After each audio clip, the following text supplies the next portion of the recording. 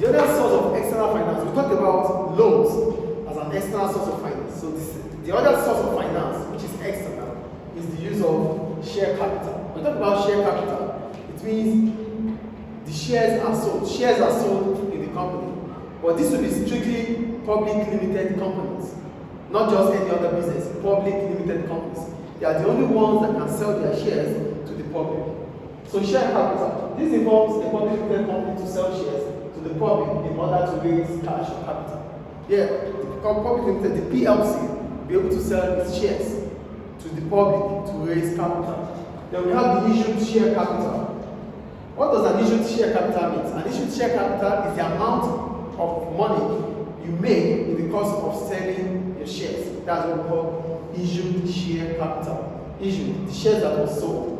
The amount of money made from the sales of that shares is called issued share capital. Then we have authorized share capital. For authorized share capital, it means the maximum amount shareholders can raise from the sales of shares.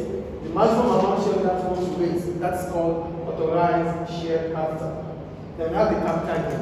What's a capital gain? A capital gain occurs when a shareholder is able to sell its shares higher than the amount he bought it. Let's say you bought it for $5 and you're selling the shares for $7. So you have $2 capital gain.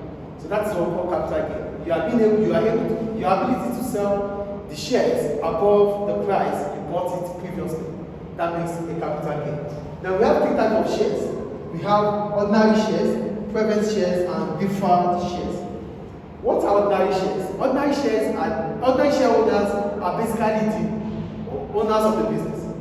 So here, these are also called equities. Why do we call it equities? They are capital. These are capital of the business. These are shares of the owners of the business. It is riskiest. It is the riskiest as there is no guaranteed dividends. It is risky. Why is it risky? It is risky because you won't be paid dividends until preference shareholders are paid. So you might not even be paid dividends because it's your business. Then we have preference shares. These are shares for the public. Anybody could buy shares here. It is not risky because you won't lose anything. Here, you will be paid dividends. You will be paid dividends before ordinary shareholders. Preference shareholders receive their dividends. What are dividends? Return on the profit share. So preference shareholders get dividends before ordinary shareholders. Then we have the deferred shares.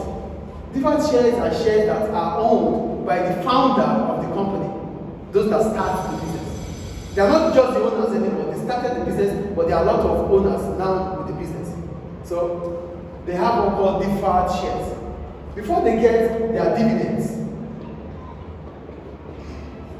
ordinary shareholders will get first. Preference shareholders would have gotten before they get their own dividends because they are the founder of the business. Get the difference here.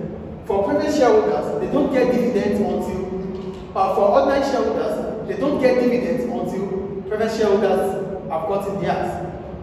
For deferred shareholders, they do not get dividends until ordinary shareholders get theirs. The difference between ordinary shares and preference shareholders are, for ordinary shareholders, during the AGM, they are entitled to vote. They vote during the annual general meeting. Ordinary shareholders vote during the annual general meeting. Preference shareholders do not vote. Deferred shareholders are the founders of the company, and that's all about shares. So shares is also one of the methods in which businesses can source for finance. We've talked about bank loan. The second one is share capital. The third one we'll talk about is venture capital.